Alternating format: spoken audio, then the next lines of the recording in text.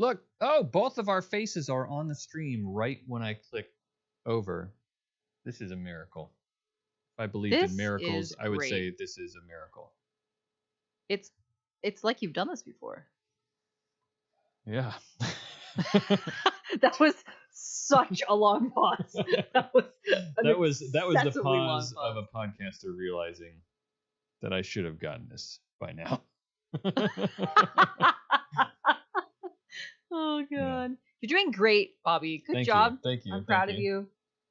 Yeah, today was a little busy. I'm running a few minutes late because Stephanie got off work late and I had to make dinner. We had grilled cheese and tomato soup, and it's not that it was hard. That's not what I'm saying. Like, I was always going to be cooking dinner, but I try so hard. It's very important to me. Stephanie always tells us to wait, but it's really super important to me that if we can, I want her to eat dinner with us, even if it's the kids have to go to bed a few minutes later than normal or something like that. Mm-hmm. You know, I want her to be able to eat dinner with us. It's something I love to do. So. It's an important family time. Yeah. Mm-hmm. I wanted to ask you, I feel like we talk about being busy and what that means sometimes, but I was reflecting on this because I had some time and I was not sure what to do with it. The answer is always video games for me. Well, is that it? That's what you do with an open day? Oh yeah. Yeah. I've got a list. I've got all kinds of video games I can jump to. I'm honestly jealous. I can't do it. I play a couple games, but it like starts to feel really unpleasant. It's like work still. I played Baldur's Gate. What kind of games are you referring to? Okay, Baldur's Gate. I did play Baldur's Gate, and I was able to get through that 1.5 times. And like there's a couple of other RPGs I've been trying to get to, but like I don't know, for some reason I can't play games anymore. I don't like it as much as I used to. You know what? What helped me, because I went through a period like that. What helped me is to just accept that at there was a certain phase in my life, especially when the kids were younger, and I just could not devote the same kind of time. Eventually, I had to accept that the types of games I always played before, I just can't play them anymore. What's the difference? What do you play now versus before? Well, I'm back to being able to play those kinds of games again. But what I'm talking about, the Baldur's Gates and big RPG type stories, like those were always my game, and it's hard to play those games in 30-minute chunks while a kid's napping. You really can't get into it. Yeah. Sometimes I would sit down with Mass Effect and I'd be like, all right, sitting down, gonna go through the Citadel and talk to some, and 30 minutes later I'm still talking to people, just trying to get started on my next mission, and then the nap time's done. Well, in Mass Effect 2, you could just spend all that time choosing your loadout. Yeah, no kidding. Yeah. Or what? Wasn't Mass Effect 2 the one where you go and mine all the time on those? Oh, that was the one. Yeah. And then there was, I think it was one where you could replace every little fiddly part of your gun, and then you got a totally different gun. I never paid any attention. I just would be like, I'll try this one, because I could not be bothered to improve my gun. Yeah. So I started playing just games that I knew I could easily put down. So a lot of them, I discovered some games. Searnex is in the chat, and one of the games that I discovered, I think he's the one who suggested it to me, actually. And I went on, he's got a podcast called Part-Time Gamers, which is exactly the type of people who, they're the type of people who play these types of games, right? They're parents. Yeah. But he introduced me to Oxygen Not Included. And I've heard that's really good. And it's right up my alley. I love, and that was sort of my entry into these types of games, which are like base building, resource management type games, or Colony Sims is really what they are. You're you have a colony of people, and that game's really fun. Well, I won't go into details about how the game works, but it's a really fun game. You're controlling a colony. You know, you're setting priorities, and they're doing all the work, but you're sitting back and telling them. I did get into Civ for a while. Yeah, that's another one that's not bad, except the problem with Civ is again, for you, if you have 30 minutes, sometimes one turn can take 30 minutes. if you're in the late mid or late game, you know. Yeah, and then you forget what was I building? Why did I have that going? Oh yeah. You gotta be fresh. I discovered other games like Shapes, which is like a factory sim, and that one looks fun, where it just makes shapes into different shapes. Oh my god, I love that game. Oh my god, that's it sounds great. And next month, Shapes 2 officially releases. It's been in like alpha or open beta for a while, testing phase, and it officially launches next month. And oh my god!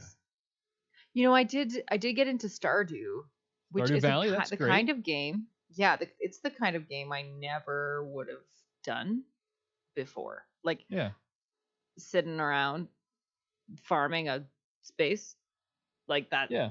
To me, I'd be like, but why? Like before kids, right. But now it's just, I don't know. I like games that turn my brain off instead of games that turn my brain on. Right. Yeah. Well, there's games like speaking of started, you could get into Animal Crossing. Yeah.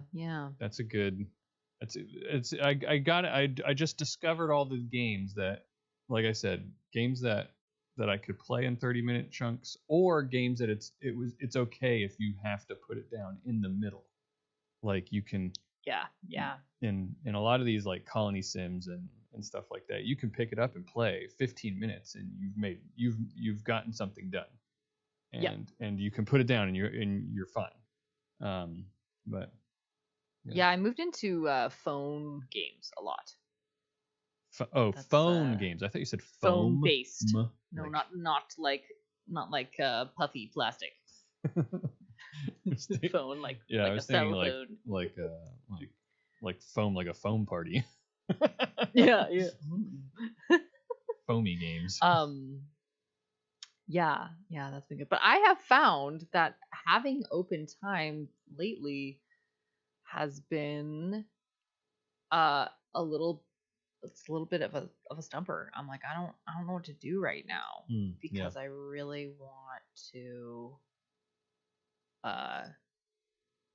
do something that I want to do, but also I still have 700 other things on the list, and so there's not like, I can't quite relax because I'm like, but I have to do all this other stuff. Yeah, and that feeling changes as you get older, doesn't it? Or at least it has for me. I was telling, so it was my birthday on February 28th, and happy birthday. Yeah, pause for happy birthday. But I've talked about it on here before, and I've definitely told you before. Our thing in our house is we have a birthday day that everybody gets, right? And so my birthday day came up. It was a couple days later, and I just want to be able to play video games all day. Like, just leave me alone. I'm just going to play video games all day. But so Stephanie was off of work, and she was able to make that happen and everything. And she went off to go pick up the kids, and she had some chores that she was going to do. She was going to do the dishes, and had some loads of laundry she was finishing. When she came back with the kids, an hour and a half, 2 hours later or whatever, they went to the store too, ran some errands, came back. I had done all those chores, and she was like, "What are you doing? It's supposed to be your birthday day." I was like, "Stephanie, I'm 42 now. I can't sit down no and play a video game for that long straight anymore." And also, like, if I see a pile of dirty dishes, and then like, I used to be able to be like, whatever, and then just play video games and not care about those dishes, but I cannot anymore. Stephanie's brain doesn't work that way. She can put it off if she needs to, but I'm that way also. And she'll tell me sometimes, "Don't worry about it. I'm just gonna do the dishes later. Don't worry about it." And I'll be like, I'll stand there in the kitchen for a second. I'm looking around like, I'm just gonna do the dishes. Scott will be like, just sit down. And I'm like, no, I will not sit down. But like I want to because I don't want her to feel like bad that she didn't. So I'm always trying to make it clear, like this is not. You told me you would do it. That's fine. It's just these. I can't have that. Like it stresses me out for those dishes to be. Yeah, you'll just be like vibrating the whole time, and that to me is new. I think some people have been like that their whole life, but for me, not until like my mid 30s even. I think it was when I started to have when we had kids, because to me it's like another thing. It's like I don't know.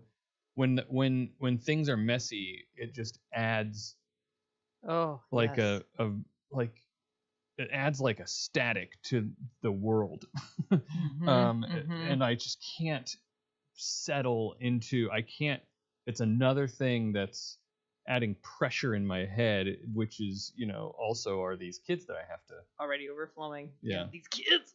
I often say I feel like we have a cleaner house at post kids than pre kids, and not a lot of people say that. Most people are like, oh, you can never get it clean. I'm like, but I really was not doing a great job before that. I was bad at cleaning my house, and now I'm okay at it. Yeah, I wouldn't go so far as to say we have a cleaner house, but I think it's about the same, but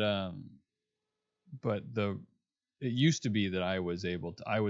It was Stephanie like taking care of everything, and like everything switched when we had kids, and I'm the one who's like, I can't handle this. I gotta take care of it. I just discovered Holly also plays crossplay, which I'm obsessed with. What is crossplay? It's Scrabble. Oh. Why don't they just call it Scrabble? Licensing, I guess. Because it's a New York Times game. Like they have a little gaming. Oh yeah. Do you pay for that New York Times gaming subscription thing? I do. Yeah. Because there was they hooked me in with a promotion. It was like $2 a month for 6 months, and I was like, all right. And then now I'm quite hooked because I love crossplay, and they have one game where you have to solve a puzzle where you put dominoes in the right spot, and according to the value on the dominoes, and I love that one. Do you have to subscribe to that to get to do the crossword, the New York Times crossword? I don't know, actually. Maybe. You probably have Sorry, Lydia. Crossplay is free. Lydia called Holly on YouTube chat. I did not connect the two. Yeah. You probably do have to have at least the New York Times. Like I don't know, maybe probably. Yeah, I don't know. I also like I don't actually read the paper. I mean, because neither do I. I don't know. So I occasionally. Did you notice? You might not have noticed. Live Science. I think it's Live Science. They do this annoying thing now where most of their articles you have to sign up for a free account. And it's a free account, but you still have to sign up for it to read most of their things, and it really irritates me. Info. Yeah. So annoying. I just want to sell my email address. How much is it worth? I mean, I signed up. No, how much is your email address worth? Oh, what does an email address go for these days? Yeah, my email address all about volume. is everywhere. It's I know, right? I started to because I got annoyed with cookies. I started to reject them a lot. Oh, you mean internet cookies? I was like, oh. No. Real life cookies, I'm fully in favor. Yeah. But I started rejecting them. But then now I only reject them if it's easy. Like I don't want to click more than one thing. Yeah. So now it's all the worst websites. I still have cookies, and all the ones that are being responsible and allowing me to outright reject. Isn't that items. backwards? Yeah. Oh my gosh, it's not great. Yeah. I don't know. I have this every once in a while. I tell my in-laws they'll get nervous about putting their information out. You know, like giving people their phone number or their email address, and they'll ask me like, "Aren't you worried about that?" I'm like, "I'm not." Like they, you know, the dark web already has my credit card, my bank information. Like I've gotten hacked. Like people have gotten my credit card info multiple times. Yeah. You know, I've had to call the bank, and like it's almost like just annoying now. Like until that system changes, everybody's got all my information. It's until they fix the whole thing and redesign it, you know. Yeah. But I don't know. I don't know whose job list that's on, but that doesn't sound easy. No. I think a lot of mathematicians are trying to figure it out, but go math. See? My teacher was right. So worth it. Yeah. Yeah, exactly. Math is really, really important, and it's really, really important that like an office like a one office full of people have that math degree. As long as those people have it, then we're all okay. Yeah, make sure none of those people ride a single plane at the same time. Oh my gosh, can you imagine? When you're done. Yeah, an accident happened today, and every cybersecurity expert in the world. Well, what if they're all at a conference or something? Oh, now I'm afraid.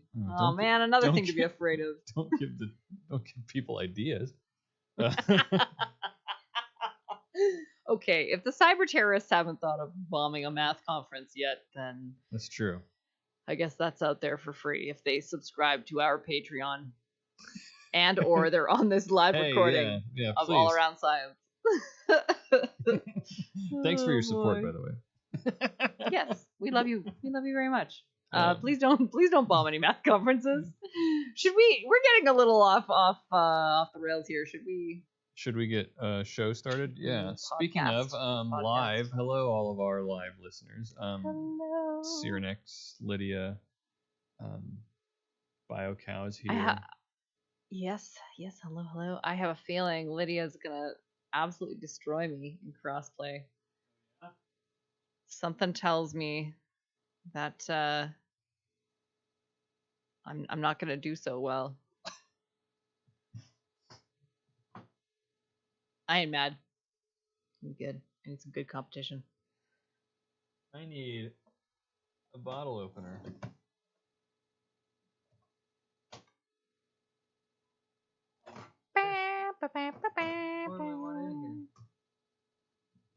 My office is a mess. Oh, here it is. See, it's underneath this whiteboard. Sure. See, always keep a whiteboard if you're handy, if you're a nerd. That's what you used to do math on. Literally, that's what I do on it.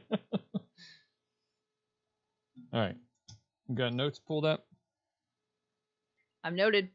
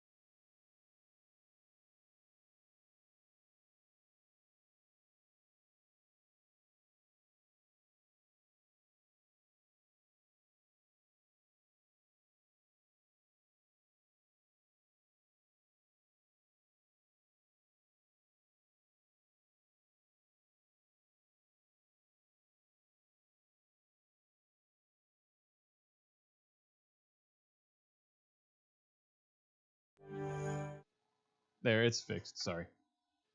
I hit a button. Hello. Drop a link to your podcast, Cyrenex, so people can know about it. We've got sound. Yeah, I'm trying to find it, but I don't know if I'm... Okay, there's like 3 options. This one looks closer. How recently have you put a episode out? Serious part-time gamers. Yeah, there's like several. I'll look it up later. I was just filling time. How we doing, Bobby? I'm ready. Let's go then. Okay. Hey everyone, it's March 9th, 2026, and you're listening to All Around Science. My name's Maura Armstrong. And I'm Bobby Frankenberger, and we are 2 huge fans of science here to get you caught up on what's going on in the world of science and just generally geek out about science stuff. That's what we do, right? That's our whole vibe. That's our whole intro for 284 episodes, so I hope it's true. Otherwise, we've been lying for a long time. Yeah, man, it's a good 5 years. Yeah. Now, almost 6. You know who else lied? Yes. NASA. NASA lied. NASA lied. That's what the flat earthers say. They said that we were going to be going to sending Artemis 2 up, and it got delayed. That's not really the lie. That could easily have happened. But what they did lie about was that Artemis 3 was going to the moon with people on it and landing on the moon, and they have recently announced that that's not the plan anymore. That changing the plan. They're changing the plan. It's now going to be Artemis 4 and 5 that are going to have people being taken to the moon and landing on the moon with people.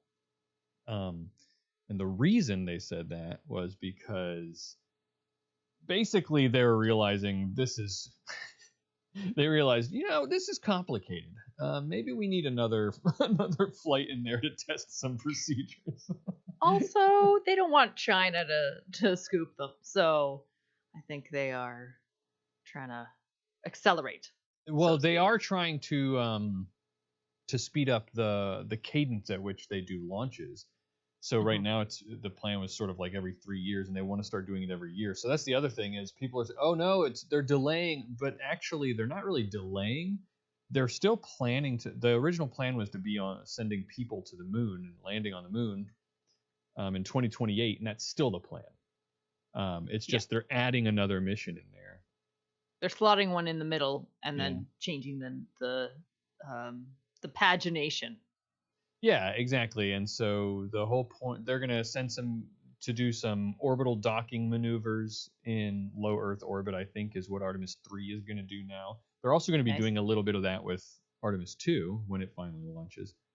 But that's going to be around the moon. But I think what they said was they realized that they're testing too many things at once on each mission.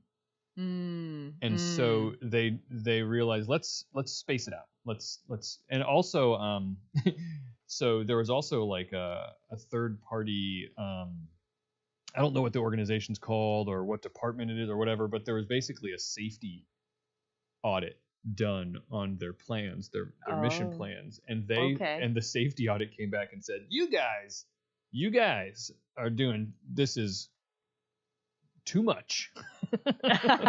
Slow down. Someone's gonna get hurt. No, they pulled a mom. Yeah.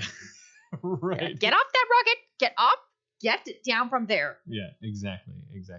And then the NASA director, the current NASA director, claims that he came out and said, look, I know that the safety report said that it was, but we had already been thinking that anyway. So he came out and said, yeah, like we already knew that, so we were gonna change our plans anyway. yeah, that's what I thought. Yeah, totally. Yeah. But Artemis 2 did get delayed. We talked about recently how that might happen. There was like a They actually passed. We've been updating people in the Discord. Go check out the Discord, by the way, if you're not already on there. And I remember you posted some updates while it was happening. They were doing the wet dress rehearsals, and it was everything was looking good. Like it passed that, didn't it? Sorry, I threw it to you right when you were taking a drink. So it's all good. It's all good. It passed it in the moment. Yes, like they were like, okay, this all went well, but then they did a couple of extra checks. Yeah. And found some leaks in the main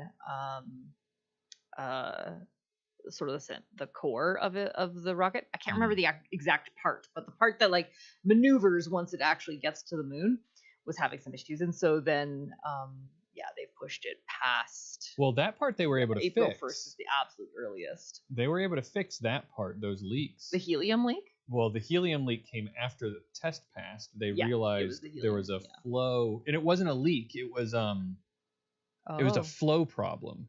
It wasn't the helium wasn't flowing into the tanks properly. Helium, I know you talked about this in your episode where you were talking about the countdown, but they use certain inert gases and different gases to purge tanks of other gases, and one of them is helium. They use helium to push everything out, and it wasn't flowing properly.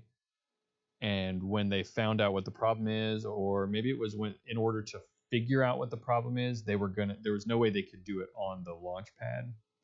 So they were going to have to take the whole thing back to the vehicular assembly building. Yeah. And that requires taking the whole thing and trucking it all the way a couple miles down the road. And it's a huge undertaking. And so they were like, look, we have to do it. And that stinks, but it means that we're going to have to push it back until April. And of course, so many headlines are being written about how the new launch window starts on April 1st. April Fool's Day. Oh, that's right. Yeah. Well, okay. So April 1st, and I think there's a couple of other days after that. And then if that doesn't work, the next possible date is like the 30th of April. Yeah. Yeah. So April 1st is only the first possible day. Yeah. We shall see. Yeah. We shall see what happens. They're going to give it another shot. We're going to see if these are complicated machines. Indeed. So things happen, and we want to make sure everybody stays safe.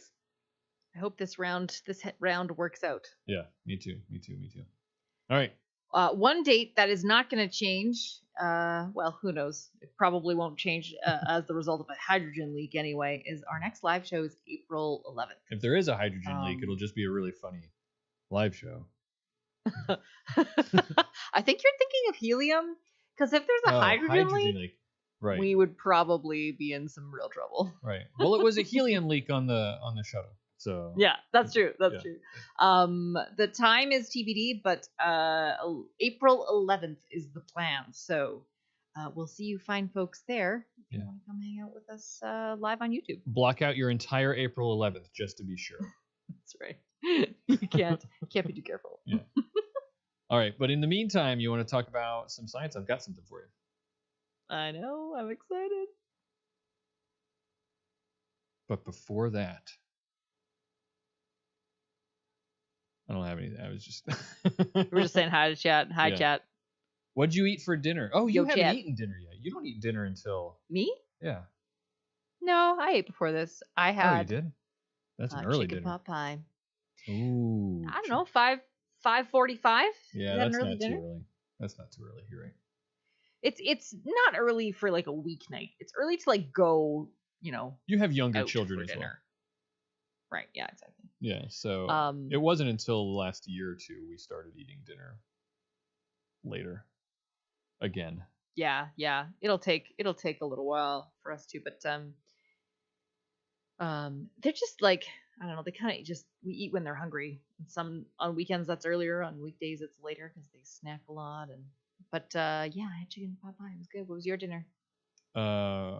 Grilled cheese and tomato soup. Yes, you told me that. Yeah. That's good choice.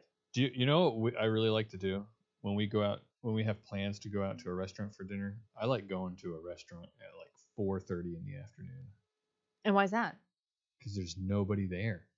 Yeah. And then that. it's even better if like you have plans like you're gonna plans for dessert later, because then you got time for your stomach to settle down.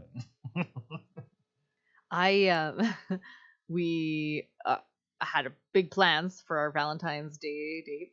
Yeah. To do exactly that, 4 p.m. dinner. Oh yeah. And had to reschedule because Scott got sick. But that's maybe we'll keep it at 4 p.m. for this other dinner. Yeah. Why do you like a 4 p.m. dinner? That particular one is because I took too long to make the reservations. Oh, okay.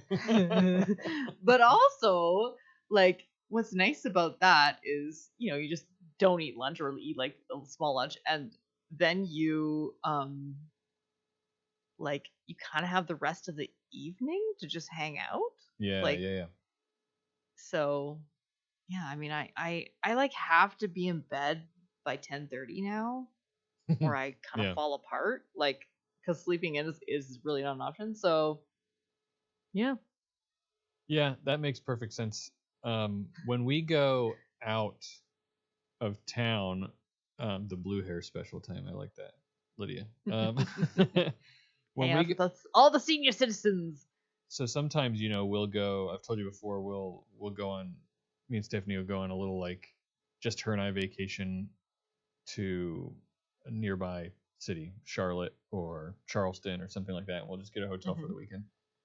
When we're doing that, I kind of like a late dinner. Like this last time we went, it wasn't on purpose.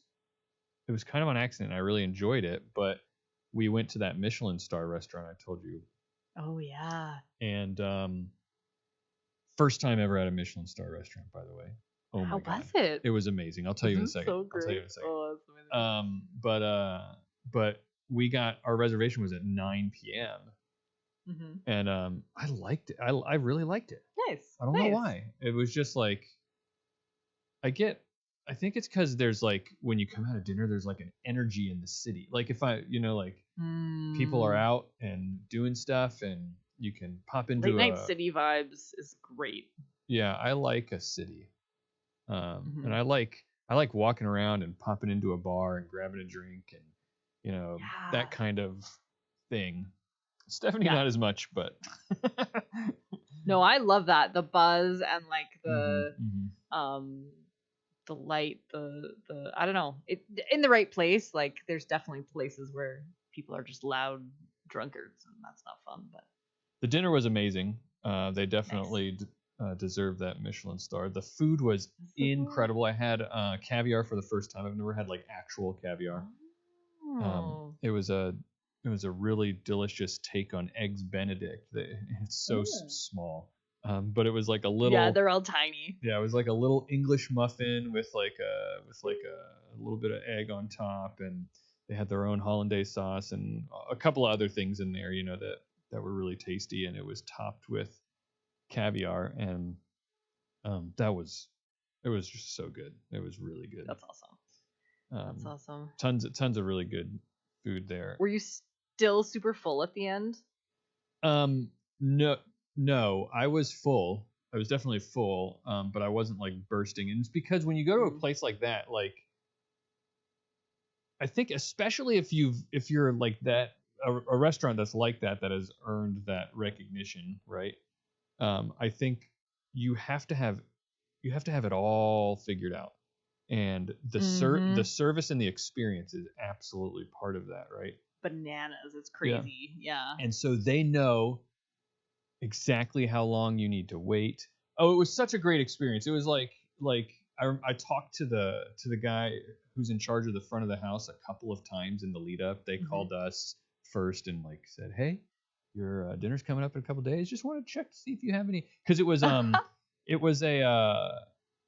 menu was a tasting menu. So we we weren't picking our food. You don't order. You just go and they just give you stuff. Yep. But this guy's job, I guess, part of his job is to call up the people who have reservations and say, just wanted to check, do you have any, food allergies that we should be, like they're going to work that into their plan for the night, like, oh, it's so crazy. It's so cool. The service was, in fact, we were originally going to go on a Saturday night, and we were going to get into Charleston on a Friday night. We were just going to do whatever, get some pizza and get some drinks or something like that. But then the next night we were going to go to this restaurant. But this was that weekend that there was crazy weather in a snowstorm that came through. Oh yeah. Charleston, which is in just the southeast in general. And they had emailed everybody and ahead of time saying, we don't know yet. We're keeping an eye on Saturday. Your reservation's on Saturday. We're keeping an eye on the weather. We haven't decided, but we'll let you know by noon on Saturday what's going to happen, if we're going to close, all that kind of stuff. And so I was starting to get really, really worried. We got into town on Friday night, dropped the kids off, and before we left Stephanie's parents, where we were leaving the kids, I said, you know what? I'm going to call the restaurant. I know it's a long shot. We picked Saturday at 9 p.m. because that was, like you said, that was the only thing available. There was nothing on Friday night. Like, this restaurant is, reservation only and in high demand. Yeah. Right? But I said, I'm just going to try it out. And maybe people have canceled their trips to Charleston because of this weather or something like that. Yeah. So I called up, and it's the same guy. It's just this one guy that's his job. He's front of house, right? So like, so I can't remember his name. I wish I remembered his name. But I called him up. I said, hey, I know this is a long shot. It's like 6 o'clock at night, right? Like, I said, I know this is a long shot. We've got a reservation for tomorrow, but I know the weather, blah, blah, blah. I just want to see, is it possible that you happen to have an opening for tonight at 9? And we can just switch our reservation just so we can be guaranteed, because he also knew it was you were like traveling, a birthday dinner and all that kind of stuff. And he was like, yeah, well, let me see what I can. I think I might be able to help you out. Let me see what. And so like he was looking, and he was like, you know what? I think I got something, but I'm gonna have to ask the chef if that's okay. Yeah, because now his whole plan, right, is like so shifted.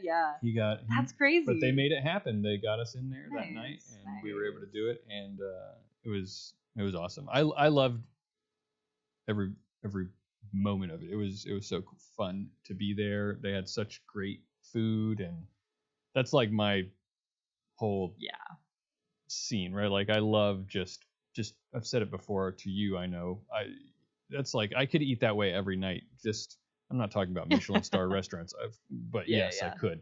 But I just mean, but I mean, like, what I mean is, I don't need to know. Just make me some food and I'll eat it. Like, right? Put it in front of me. Yeah, I love all kinds of food, and just surprise me, and I'll eat whatever you give me. Like, totally. I love that. And even if it's something you're not super into, they're gonna do it right there. Yeah. And so you'll still probably enjoy it, even if it's not your preference. Well, yeah.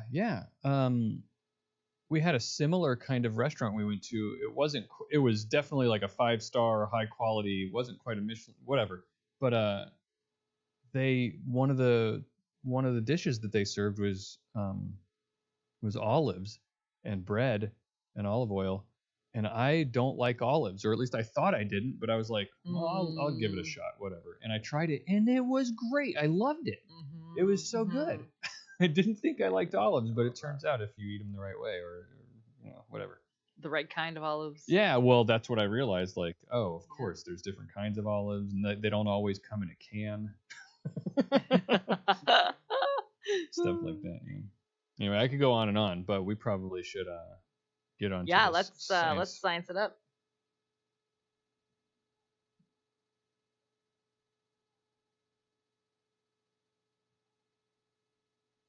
More, there's one thing that I know about you, and probably many of our listeners who've been listening for a while know about you by now, and that is that you love ants. I love ants. I have a story about that. At work we had a camp, and I was helping lead the camp this past week. Yeah. It was a nature camp, and we went around the room hearing everyone's favorite animal. And I was like, guys, my favorite animal is the ant. And I expected all these kids to be like, what? What? Weird. But like these were like, we were kindred spirits because they just started blasting out ant facts, and it was awesome. That's great. So yeah, I was with my people this past week. Did any of them claim that ants aren't animals? No. These kids are they were sharp. They get it. Yeah. Sometimes people will tell me when I'm talking about insects and I claim that they're animals, they're like, no, they're not. They're insects. Anyway, anyway, well, I've got a new kind of ant to tell you about. Yeah. So it's a rare Japanese ant species. It's been discovered. All right. And what's been discovered about it, because it's been known that it exists, but what's been discovered is that it's made up of only queens who asexually reproduce. They infiltrate other nests and take over the colony for themselves. This is how the entire species works. Oh my gosh. Somebody's gonna write a pop song, a pop anthem about how we're all queens, and it's gonna be these ants. About yeah, the no ants. kidding. But that's what it is. They're all queen ants, and they all asexually reproduce, then find another ant colony and take it over, or at least attempt to. They're not always successful.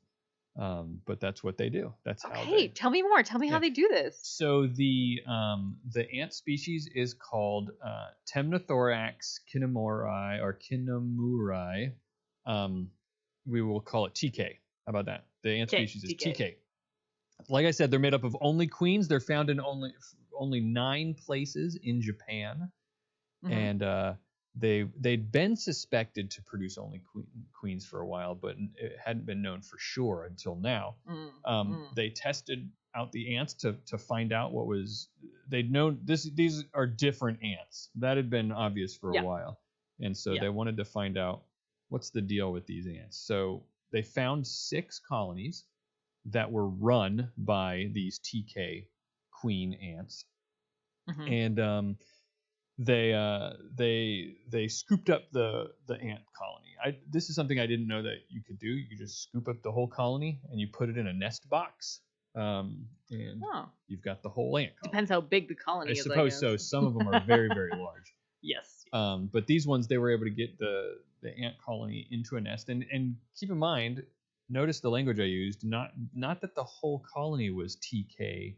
These Temnothorax kinemuri ants. It's not that the whole colony was. These were colonies that were run by the TK queens, right? TK was management. Right, because remember I said they go and take over other colonies. Yeah. So anyway, they kept these nests in boxes. I've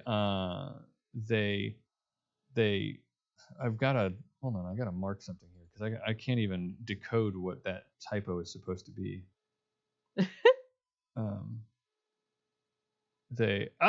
Okay. There, I got it. All right. I'm back in. Okay. Here we go. All right. Of these 43, hold on. We're going to try again. Please hold. All right. Here we go.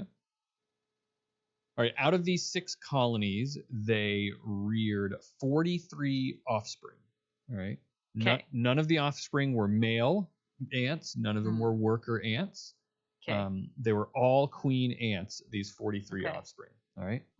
They took these 43 offspring, and they presented each of them with other ant colonies, specifically T. makura ant colonies. All right. Which are a common, I guess, colony of ants that these TK queens will commonly infiltrate. And I guess because they're similar, but they're not quite the same. So they took these 43 offspring, these queens, they presented them with these T. makura colonies, and they all attempted to have. They all had coup attempts, is how they put it. They attempted to take over the colonies. 7 of the 43 succeeded. Now, not a great rate. No, but apparently this is typical because these aren't the only types of ants that will, it's a somewhat, it's like a strategy that ants use to try to take over other ant colonies. But this is a thing that queens do generally. Yeah, because queens will sometimes, not all queens, not all ants species, but it's not an uncommon thing for ants to generally do and go in and queens will try to take over another ant colony. Usually it's of the same species, but they will do that, and the success rate is this 7 of 43 is about, they said in the paper that it's about in line with the general success rate of any queen trying to take over an ant colony. Noted. Because when the queen goes in, the colony will fight back. Do they? Yeah, and they will kill the queen that is unsuccessful, I imagine. Yes, that is absolutely right. So what this queen does is it goes in, it finds the queen of the colony that it's trying to take over, and it stings it. It attacks other workers, and then if it's able to take it over, then it does it. And then so of the 7 successful coup attempts, those queens ended up producing 57 more offspring.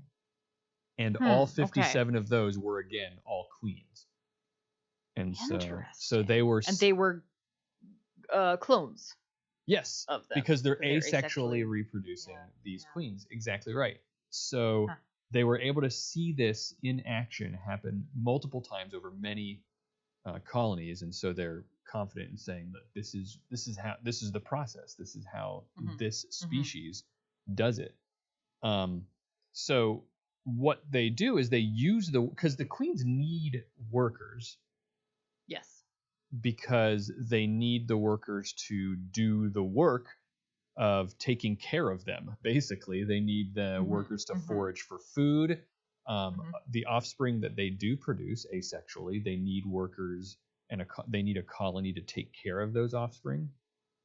And all the things that an ant colony does, these queens need people to do that. But because they only produce queens, they have to go into another colony and take it over. I see. Yeah. When I was looking into this, I learned that, and you might know a lot of this, but ant reproduction usually takes one of 2 strategies. Really any reproduction takes one of 2 strategies. It's sexual or asexual reproduction, right?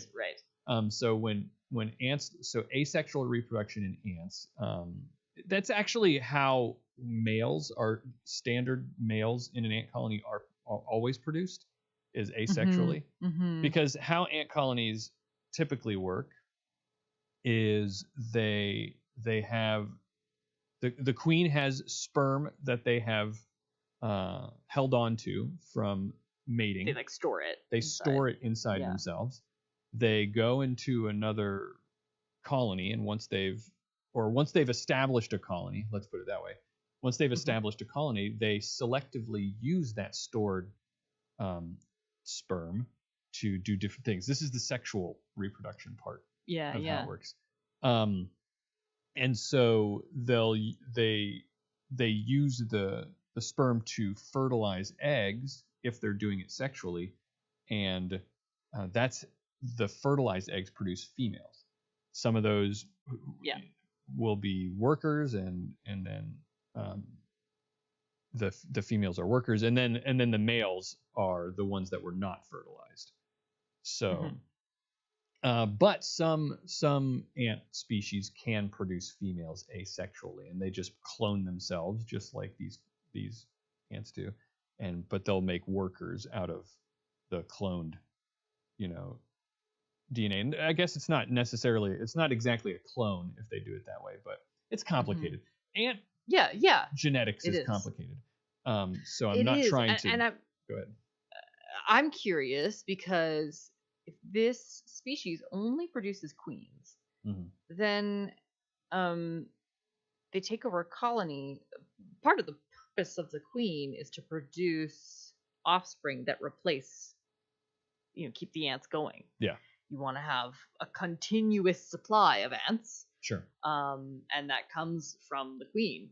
Right. So does the colony just die out as soon as this queen leaves with her offspring? Well, the thing is that it's like the way these ants work is the queens are carrying the genetic material, and they're not creating colonies of their genetic offspring. They're just producing more queens that are going to then go to other colonies. So then they like, if they run this colony, they're going to run it to the ground because it can't, like, it would collapse eventually because they can't keep. I guess so. Workers. That's a really, really good point. They didn't mention that in what I was reading, but that's a good point, because if that queen is taking it over, the queen is what was keeping the colony going by producing offspring. Maybe they're like the interim CEO. They come in, they make a whole bunch of cuts, and then somebody else comes in and is like, no, don't worry, I got this. Yeah, that's a great analogy. So anyway, they that's how they do it. They think that so there are advantages and disadvantages to sexual and asexual reproduction, right? So sexual reproduction, the advantage is genetic diversity. The genetic diversity is great for a lot of reasons. Disease resistance, in particular, for why it's really good for ants is disease resistance. And I didn't know this, apparently sexual reproduction is really useful for division of labor among the ants. And so it's specific to whatever genes are most prominent. That's how they decide what they do. Yeah, workers, ants don't, it seems very complicated what they're doing, and it is on a large scale when you're looking at it, but like the individual ant they're not sitting around and deciding who's going to do what. They just, once they start working, they just do what they're programmed to do. And so the way that programming works is because of the gene differences that are inside the ant. Interesting. Okay. Right. So if you just have the genetic makeup that makes you tend to offspring, then that's what you're going to do. If your genetic makeup has given you the proteins that make you go through the motions of foraging for food, then that's what you're going to do, right? And so genetic diversity, sexual reproduction, kind of like, sort of in a way, manages that division of labor. It creates a system where different ants will do different things, right? That's so cool. So what the scientists think the reason that this type of ant may have evolved is because what they speculate is that the species may have stopped producing workers, because so when they stopped producing worker ants, it did away with the need for genetic diversity, right? Okay. And to support that division of labor, and so they no longer had a need for sexual reproduction, and so it allowed them to take advantage of the benefits of asexual reproduction, which are the benefits of asexual reproduction, are that the turnaround is faster. You don't have to waste time and energy in finding a mate to produce offspring, right? You can just do it. Yes, exactly. There you just go have your queen baby. So very cool and interesting species of ants. There's still things that they're trying to learn about them, but they were able to, in this paper, describe how they confirmed that yes, this species is made up of only queens that go out and take over other ant colonies, and it's really cool. So cool.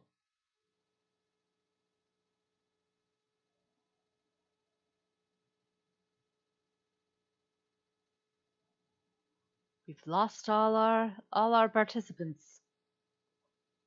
No. Hello. Hello. Maybe someone's listening somehow. I don't always trust the numbers on YouTube. I just look at the participants in the chat, like the list, and I think it just doesn't. It may not always have. Like someone might be listening just on YouTube without. See, there's Cyrenix. Hi, Cyrenix. What? There's Cyrenix. I think it's like only if you're like in the chat, that I can see that you're there.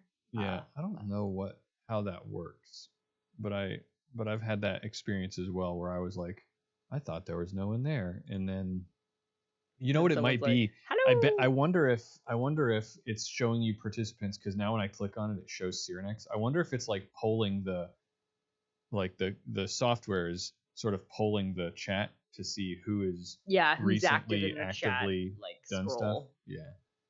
So. Yeah. So cool. Thinking about restaurants a lot now. Fine dining is very fun. But we don't go out much of late. Yeah. Even before kids, it was sort of a rare thing. I was always I jealous. love to cook though. I was always jealous of all the people I knew around here who had family in town and they could just, go out and do because their parents or whatever would watch their kids, and I was always like, woe is me, our parents are really far away, we have to like make a special weekend for that, and then after getting to know you, I realized, man, you don't even have that. You don't even have, you're just making your way all alone. We're just raw dogging it. All right. Sorry. I like to drop that one in every once in a while. That is one of my favorite phrases. It's great. No, yeah, it's honestly, sometimes I'm a little resentful of it. Yeah. Not of other people who have that option, but of the choice to not be involved with grandkids. Yeah, sure. It's a deliberate choice to not really take part in the day-to-day. Oh yeah. And yeah. Hello, it's the kiddos. Hello, kiddos. Hi, Maeve. Hi, Bennett. They're my favorite. They're my favorite interrupters whenever we're recording podcasts. I was telling Maura just recently, actually, like maybe the last episode we recorded, the one before that, that I never mind when we're interrupted. Like it's always great. I don't know. Now they might think it's time to come. I mean, just kidding. We have lots of hard work, important stuff to do. Yes. Leave things be. I hope you're all listening to Dad up there. All right. You ready to teach me about all kinds of things? Oh, beautiful hair. All right, let's do it.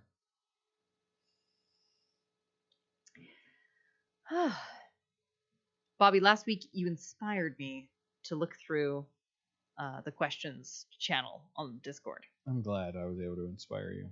You did, yeah. I aspire to inspire. Ayo, that's great. That was well done.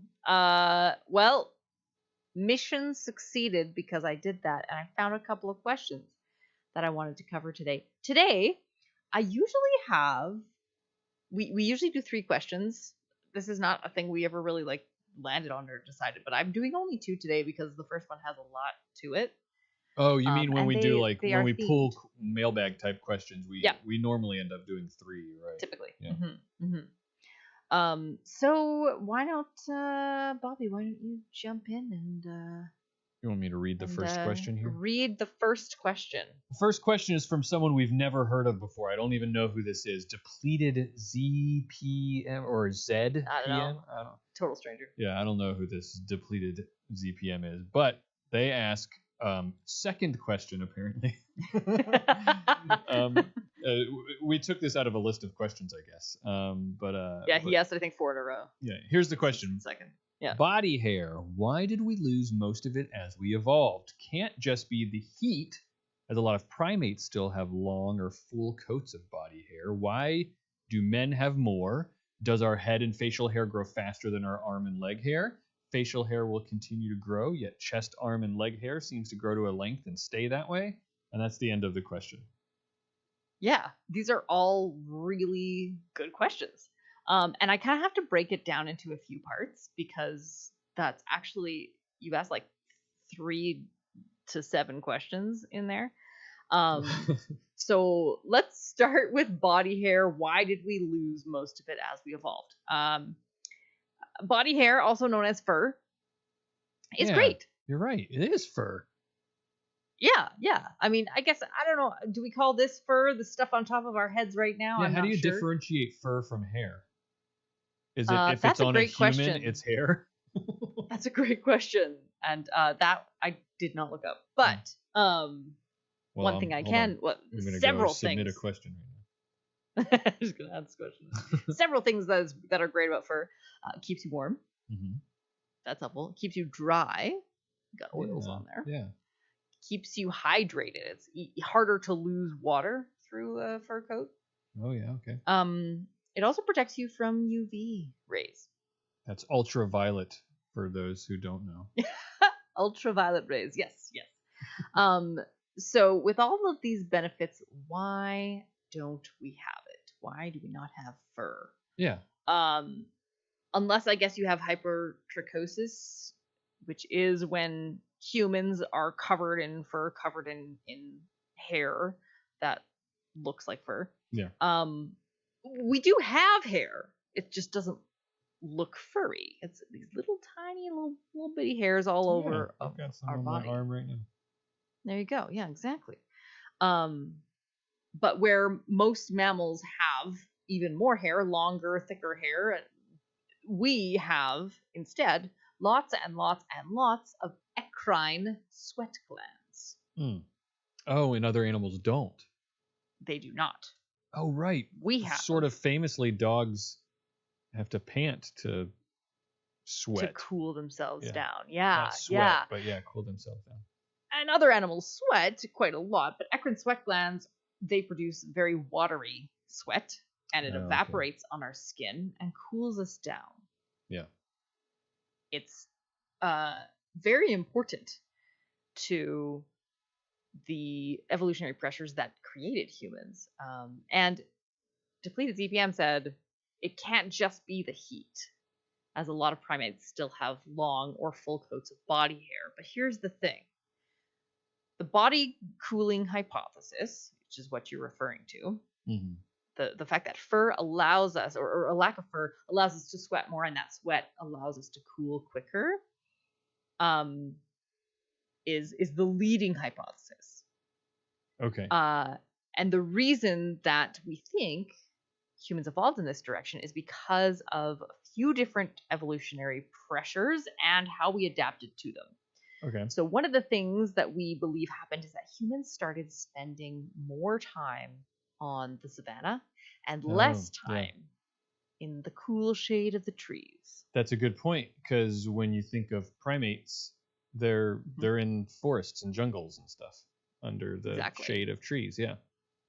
So it's a little easier to stay cool in that environment than if you are out on the plains. Another thing humans started doing is standing upright. Also maybe because we were out in the plains. Yeah. When you're standing upright, the sun hits you at a very different angle. And around the same time, our skin was getting darker and darker. The sun hits you at a shallower angle. And so if you're bent over on the ground, UV rays are going to hit your flat back. If you're standing up straight, it just hits the top of your head. You know, where does most intensive? Where does there happen to be hair on our bodies? Look at that. On top of your head. Yeah. Now, that doesn't explain why there's hair in my armpits, though. Not really, no. We'll get to that a little bit. Okay. The hair on top of your head is protective of UV rays, especially curly hair. So if you have like tight curls and they kind of stand up, you have not just UV protection but also heat protection. It allows you to either stay warm if needed, or it'll dissipate heat as you sweat as well. Oh, that's interesting. That's really interesting. So that would be I guess the hypothesis there that that's why people of African descent typically have really curly hair. Right? Yeah, and so that would have been the original evolution of hair. Right. Is the idea that this sort of curly hair that is able to protect you from UV rays. Yeah, I guess of African descent is probably not the right way to say it, because we all are of African descent. Exactly. But, this is where we all came from. Yeah. Right. Yeah. But those of us who have European lineage, then that I guess is the hypothesis, is that's why that hair tends not to be as curly. Okay. That's exactly. So, and another thing that evolved around this time is a hunting technique that is not necessarily unique to humans, but one that we exploited very well, and that is persistence hunting. Okay. So what this means is that you pursue prey for multiple hours. Oh. And if you are racing across the savannah, chasing something that's covered in fur, the only way your prey can cool down is if they're panting. But you have skin all over your body, and all these juicy sweat glands are keeping you cool. So you have this advantage that you can keep going for hours and hours and hours. Without chafing also. Yes, exactly. Yes. And eventually the prey will die of exhaustion. Humans are interesting. Really good at that. So those, and when it comes to evolution, it's really sometimes hard to disentangle the results from the pressure and all of that. Right. But these all together meant that having relatively hair-free skin allowed us to do these things and evolve into this space that other creatures didn't have yet. That's really interesting. I'd never heard that before. That's cool. Yeah. There's a couple of other hypotheses that have been floated. One was that being able to see skin and react to the emotional triggers that you had, like if you see a flush in somebody's skin, they're angry. If you see different changes to their skin, you can tell a little bit about how they're feeling. And so that was part of humans understanding how each other are reacting to things and being able to work together as a full clan or group. Now, this probably happened about 2 million years ago in Africa, as you said. In Africa, getting too hot was a way bigger issue than getting too cold. Yeah, for sure. And so then eventually humans migrated away from Africa and had other ways of dealing with the cold. So we didn't necessarily evolve back towards having fur. Right. We had furs from animals. We had fire. We had lots of ways of staying warm. But interestingly, there are other animals that have experienced this hair loss. Whales are one. Naked mole rats also.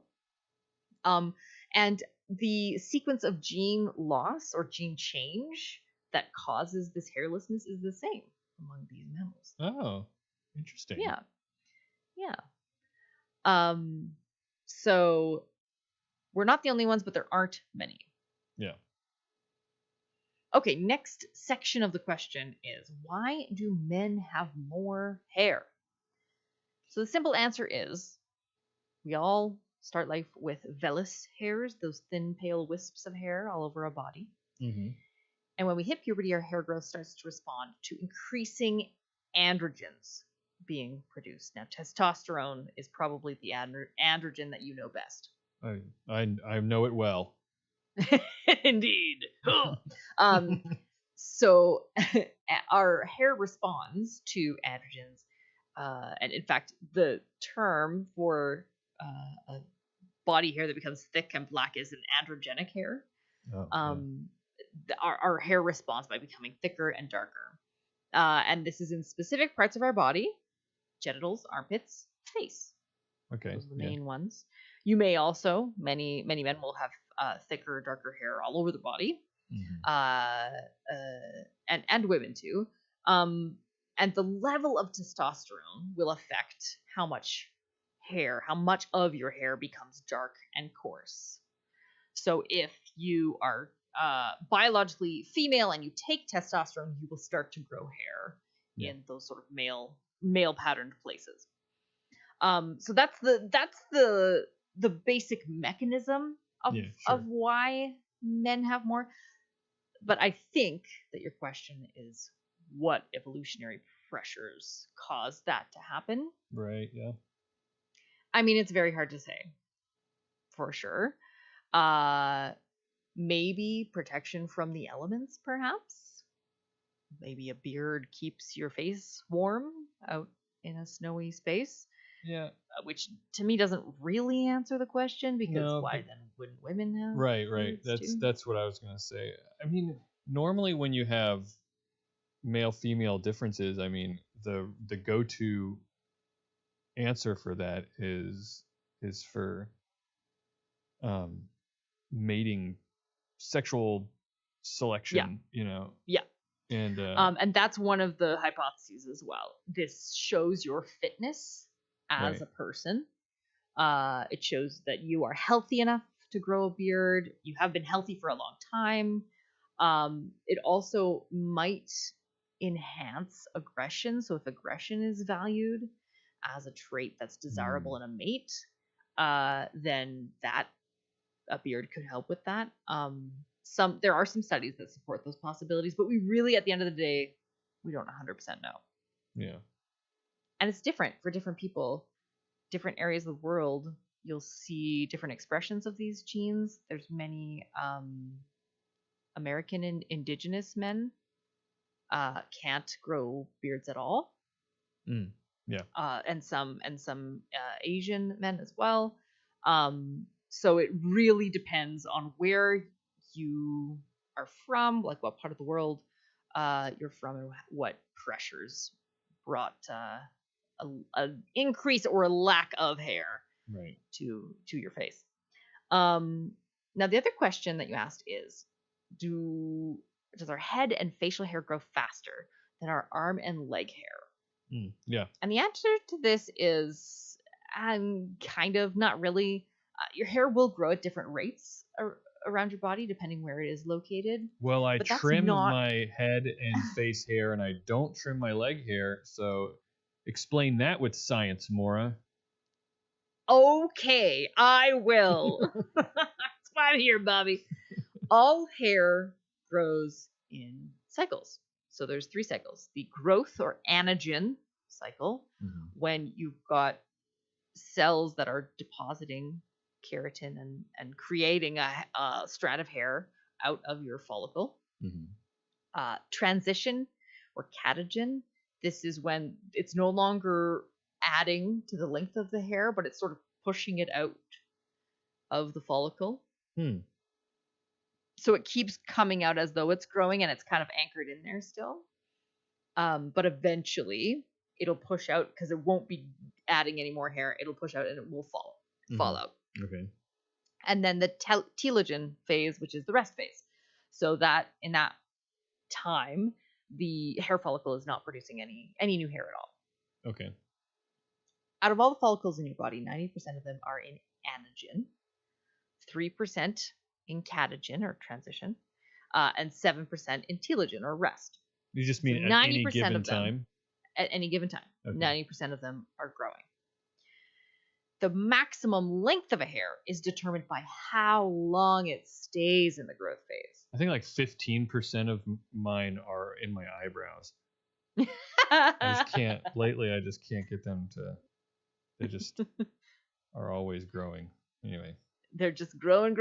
Well, that's... And in my nose as I get older, too. Ugh. Yeah, it's true. Yes. Men will get a little more hair in parts of their face that they didn't expect. Nose, ears, eyebrows.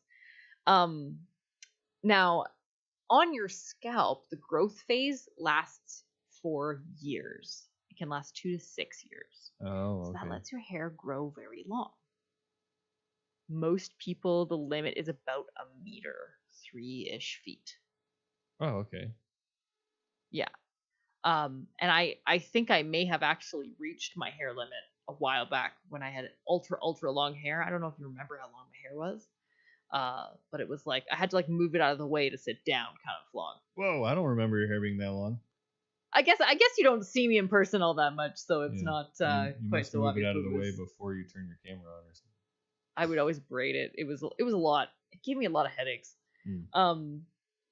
But anyway, your hair hair length then is determined by genetics. And so some people can have extraordinarily long hair down to the floor or longer. Yeah, okay. On most of the rest of your body parts, the growth phase lasts weeks to months. So it's a really short amount of time. Hair stays short, they fall out, and then another one grows back. Right, okay. That's good. So yeah, you're not gonna get super duper long, crazy long. I don't want meter long armpit hairs or eyelashes. Yeah, no. I think eyelashes are an interesting one because they're so specific. They're shaped in a very specific way and placed in a specific way. Yeah, it's an interesting one. So that is hopefully an answer to all your questions, Depleted ZPM. I'm sure that you have more for us in the future. Maybe about hair. Yeah, maybe. Now, there was a second question that was also about hair, so I was hoping you could read that one for us as well, Bobby. Of course. This one's from Korath. Korath asks, a completely random thought came up while driving yesterday. Before I started shaving my head, thinning hair, but no toilet bowl for me, I would enjoy coloring my hair. This brought me to the question, why do mammals have hair in the black, brown, blonde, and red tones? Why not blue, green, etc.?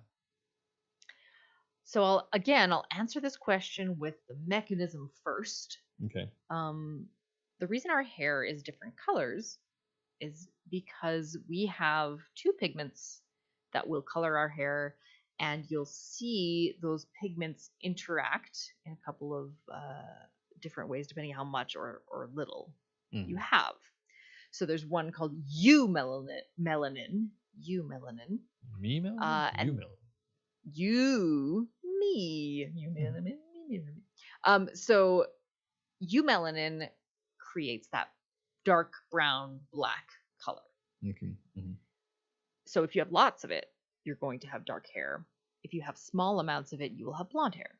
You and I have lots of it. That's right. We've got lots of eumelanin. Right. There's also pheomelanin, which creates a pinkish red, yellow, orange color. Oh, okay. And so those people who have a lot of pheomelanin will have orange hair, red hair. Right. You'll see somebody who you call a redhead. Yeah. And you can have a mix of these. So you might have like auburn hair, you might have strawberry blonde, that kind of mix of colors. If you have white or gray hair, that means you have no pigment in it. Gradually, as you age, you reduce the amount of melanin that's going into your hair. Oh, don't I know it? Gray, just like this right here. I've lost quite a bit of melanin in the front of my. For those who have never been to a live show or seen Maura in person, she has a fantastic shock of, what do they call it? A money piece? Money piece, yeah. I've got like a natural money piece. You know, like Rogue.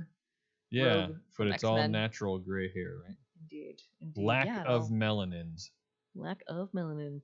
And it is peppered throughout the rest of my hair. There's gray in there as well, but for now, most of it's focused on the front. Now, that's the reason that's the mechanism behind our hair color. That's why we have these different colors of hair. Right. But why? Why don't we look like birds? Why aren't we yellow?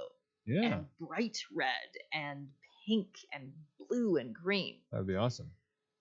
That would be awesome. I love, by the way, dyeing my hair and have many times in lots of fun colors. So I hear you. I hear you, Gaurav. But in this economy,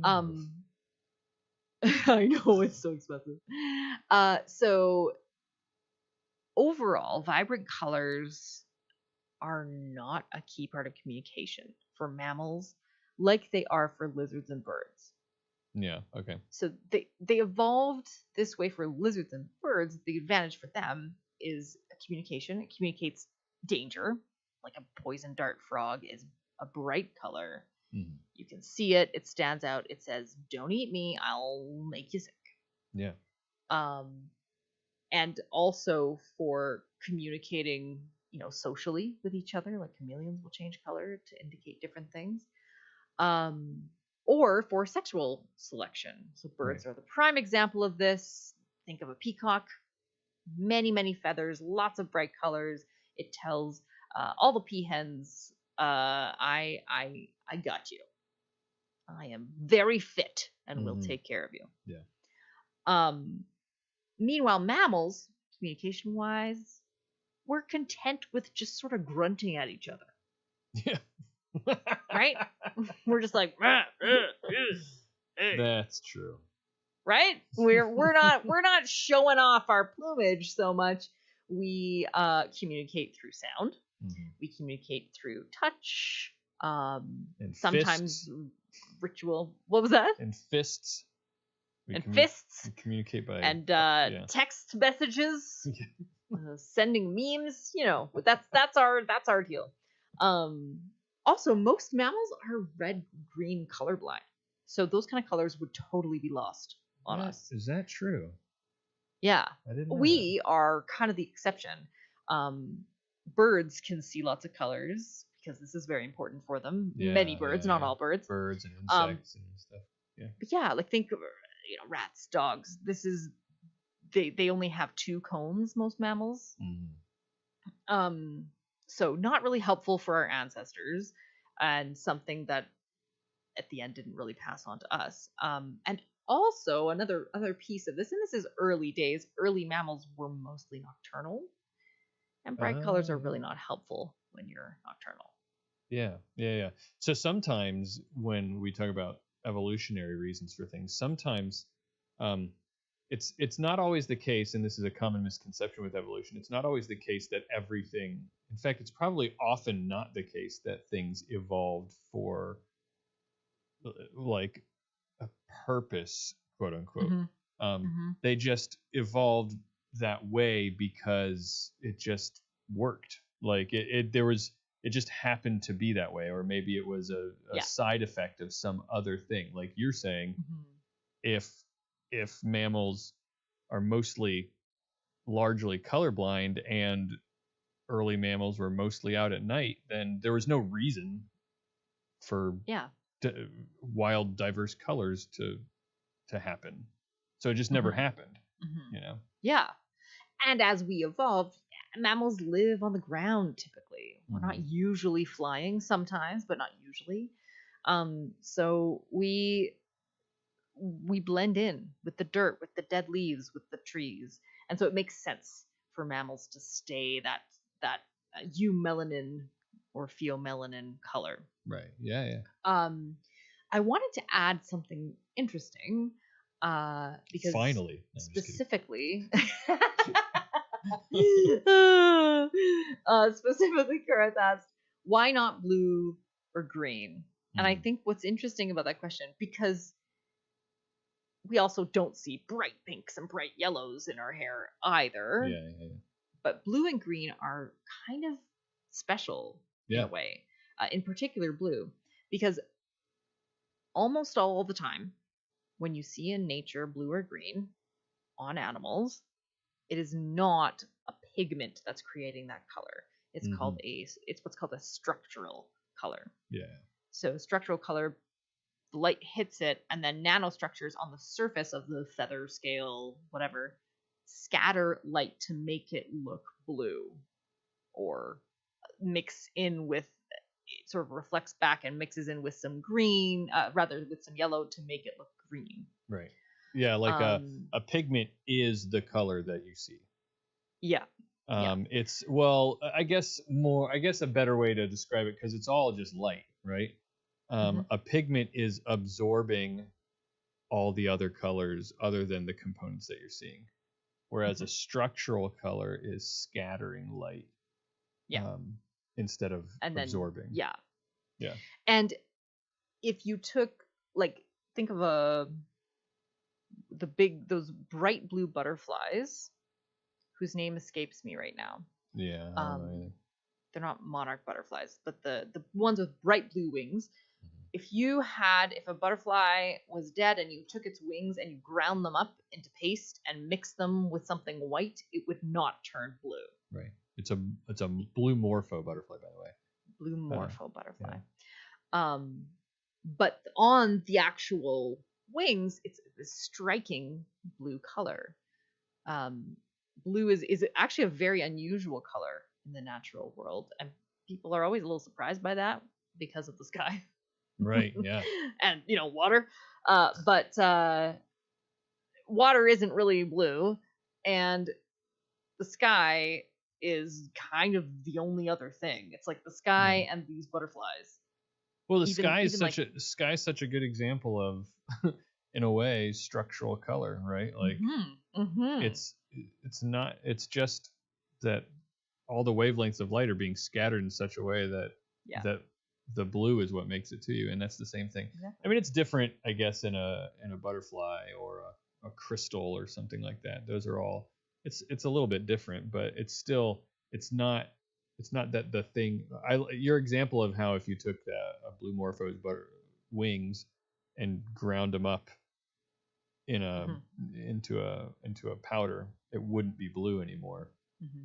and that's because the structure has been broken, um, of Yeah. the scales in the wings, stuff like that. Yeah. Yeah. And so why can't this apply to mammals? Well, mammalian hair is thick and cylindrical. Mm. It's not this flat feather or wing that can support these nanostructures. It it really can't set it up in the same way. Plus, you're constantly like growing these out, uh, whereas with and feathers get replaced too, but feathers and wings are a little bit longer term, more permanent, Yeah. and formed in different ways.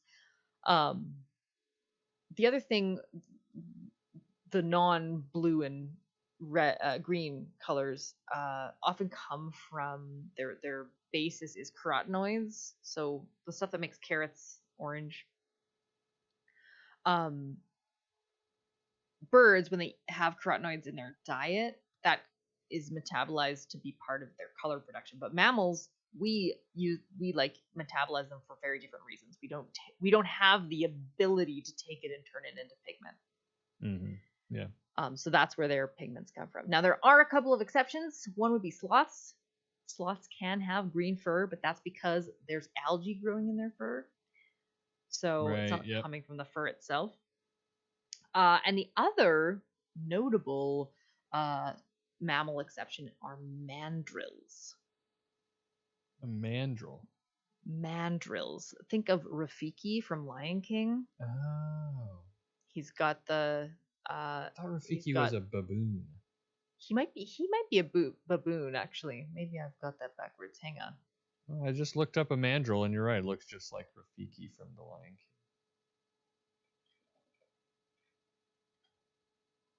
Yes, it is a mandrill, not a baboon. Um, where was I? Yes, mandrill. Rafiki is a mandrill, and you know this because he has kind of that. Mandrills have that blue sort of outline on their face. Yeah. On the outside of their face, and that is actually nanostructures on their skin. Oh. It's not fur. It's interesting. Mm-hmm. So they're one of the very few mammals that have a blue color in any way. But for the most part, you're right, Korath. We're all kind of dirt colored.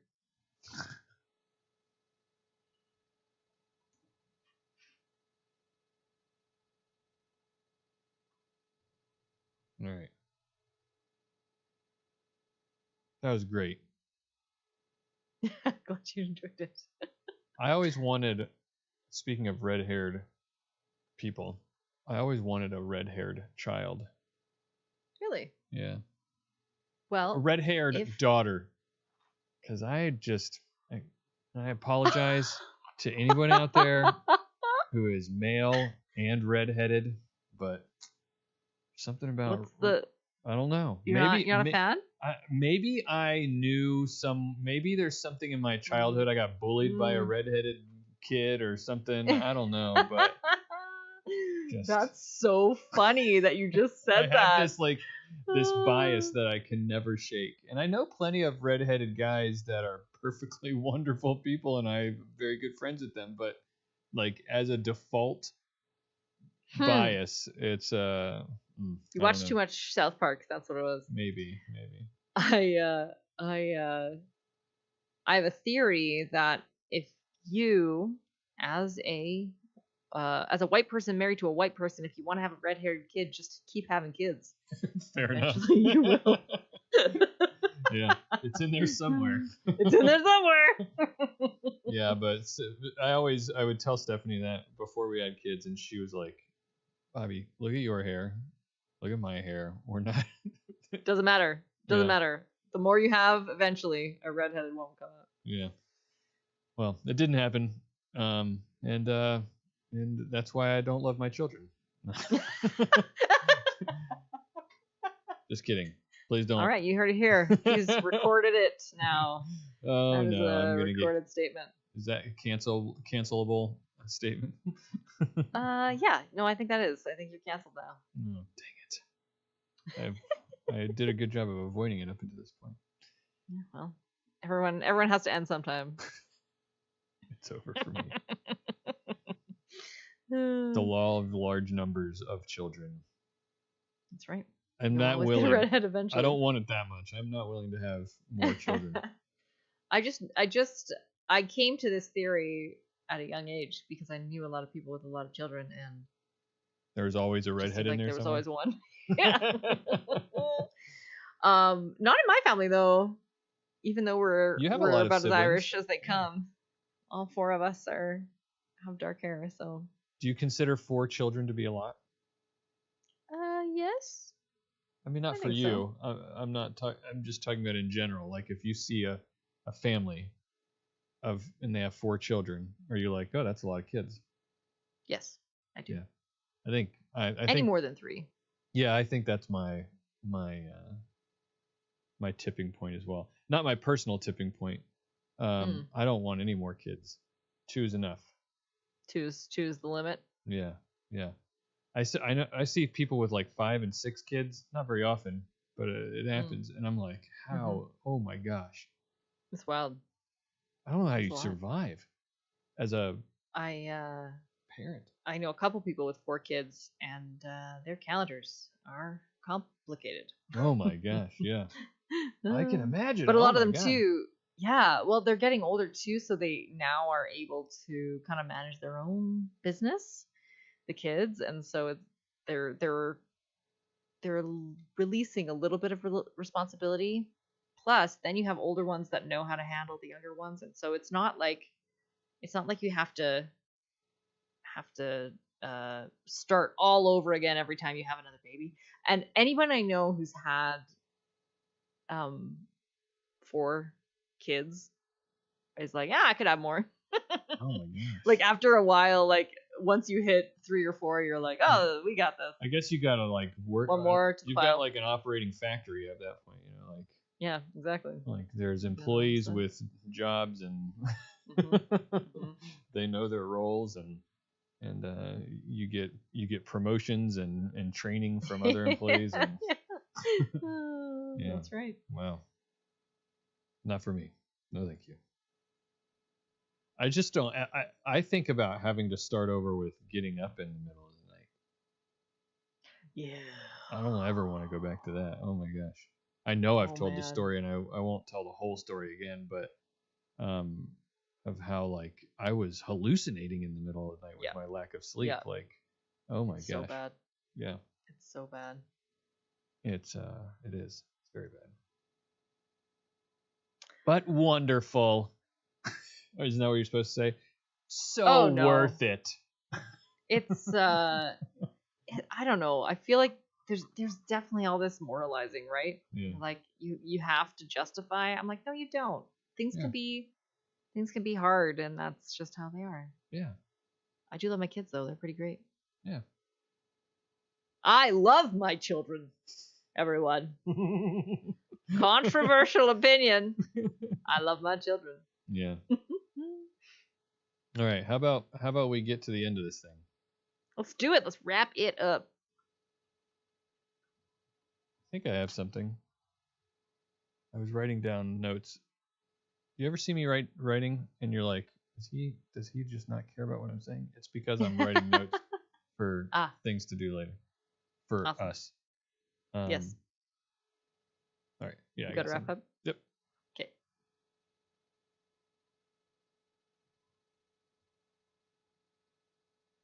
More, I find color, just like the concept of color, to be really fascinating. What aspect of it? Just what it is. Like color is something we perceive, first of all. Mm-hmm. It's not, so someone, like is it inherent in a thing that it's a color? Well, really it's just like a reflection of light in particular wavelengths, but the color we perceive is also goes through multiple filters and hits our eyes, and then it goes into the like a particular nucleus of the brain, which then goes into another cortex, which gets interpreted, color. Yeah. After we see it, there's like three different branches of science that have something to say about it first. Yep. And I just find that fascinating, it's why is we talk about, sometimes the conversation about is something blue or is it not, is it possible for, structural color versus non, like we were talking about earlier, like sometimes I find it difficult to even start talking about color because I always get tripped up and think like, well, it's all just light, right? Yeah. It's not like the color isn't a thing. It's all just light behaving a certain way. Mm-hmm. I don't know. It's sometimes I get a little I don't know, a little too. I mean, you can tie yourself into a lot of knots. Yeah. There, because we only are able to interact with our environment through our senses, and none of them are truly telling us what's happening. Right. And I think that's We're really what it is. Through things. Yeah. I think it's less it's color, but it's our sensory perception in general. Yeah. Right? Like what we're perceiving at any given time. It's not really the things that are around us. It's what it's what our sensory organs are capable of receiving. Mm-hmm. And more than that, it's what your brain has decided to construct for you. Mm-hmm. Like I try to remind myself a lot of times. This is why I love optical illusions so much, is because they're such a great reminder that everything we experience perceptually is constructed for us by our brains. Mm-hmm. And so it's not an accurate representation of the world around us. It never is. It's just our brain's representation, and everybody's brain is different. So, and it wouldn't be helpful to get an accurate representation of the world because that's too much information. Right, exactly. We wouldn't be able to handle it. Right. That's another great thing to think about, it's we don't need to see the ultraviolet spectrum, it's just we just don't need to, and if we could, it might look cool, but it also might be too much. Yeah, absolutely. Interesting to think. Anyway, I'm gonna go try not to think too hard about that before I go to bed. No existential spirals for you. But before I can do that, we're going to have to end this episode. Thank you, everybody. Thank you to our question askers, Korath and Depleted ZPM. We get lots of great questions on Discord. Discord is lately, for a while now, been our primary way that we get a lot of questions. So if you're not on the Discord, you should definitely check it out. The easiest way to get there is just go to our website, allaroundscience.com, and there's a link to a Discord that if you click on it, it'll give you an invite. If you use Discord, you know exactly what I'm talking about. If you don't, well, if you click on that Discord link on our website, it'll take you to Discord, and it's just anyway to a whole new world. I'm not going to teach you what Discord is. Go read about it. But if you don't want to bother with that, then you can always email us. But that gets me into our outro here, so I'm not going to jump the gun. That's going to be it for this episode of All Around Science. Thank you for listening. If you've got questions or feedback, you can email us at contact@allaroundscience.com. We're on socials at All Around Sci or All Around Science. My name's Bobby. I'm Maura. And we'll see you next week for some more science stuff.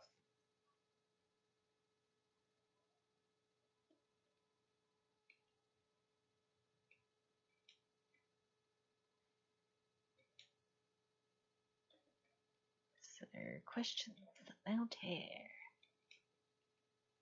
Hi, Lydia. See you on Crossplay.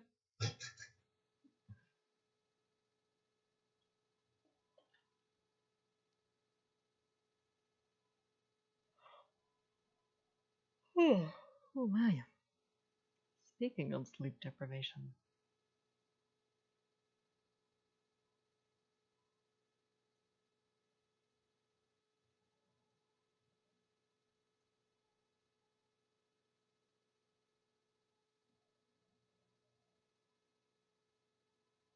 All right.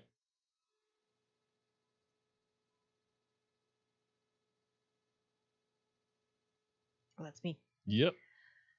On today's episode, there's a new ant species, and it's all queen ants. And we answer listener questions about hair. All that and more today on All Around Science. We did it. We did it. We did it. Good job. We did it. Yeah, Logan. La, la, la, la, la. You better listen later, Logan. Listen later, Logan.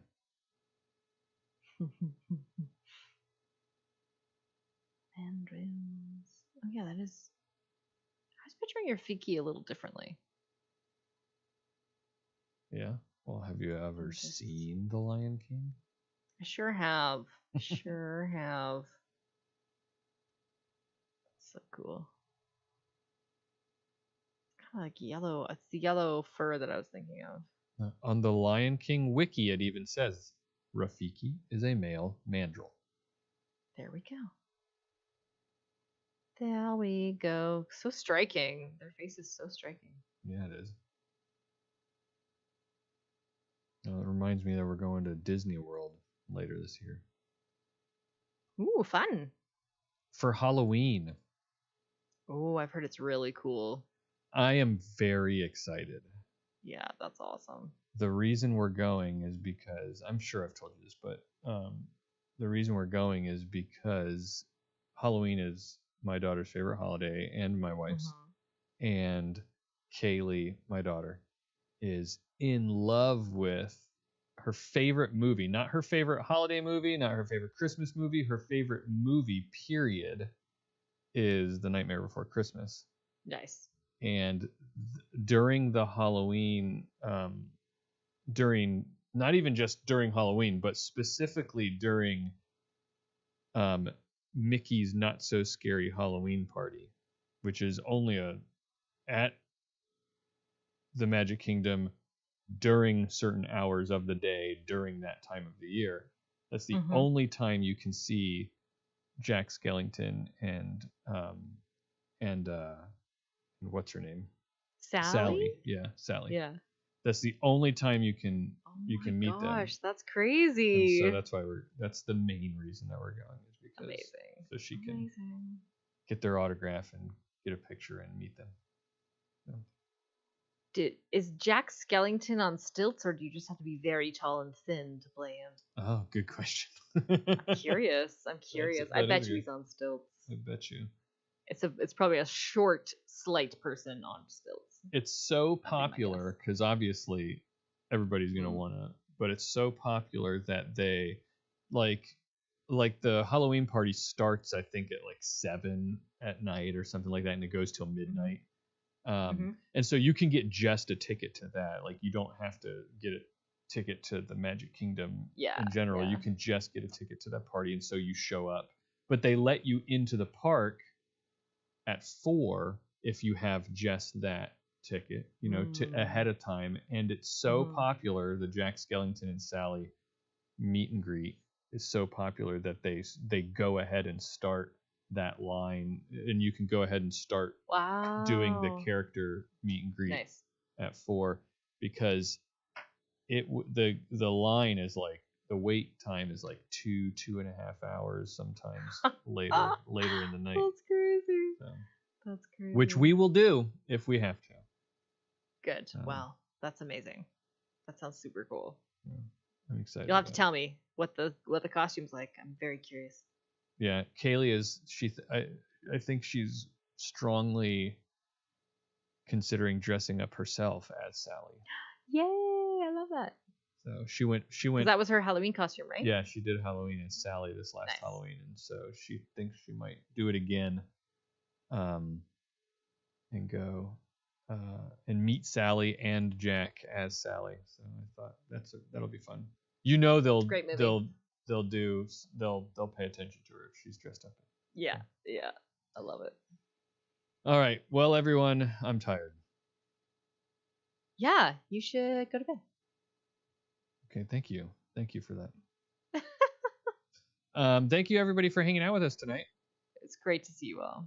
Yeah, Logan, it was good to see you. I'm glad you made it. And Lydia and everybody else. I'm gonna go to bed, and I will see you guys next month then. Cheerio. Bye-bye.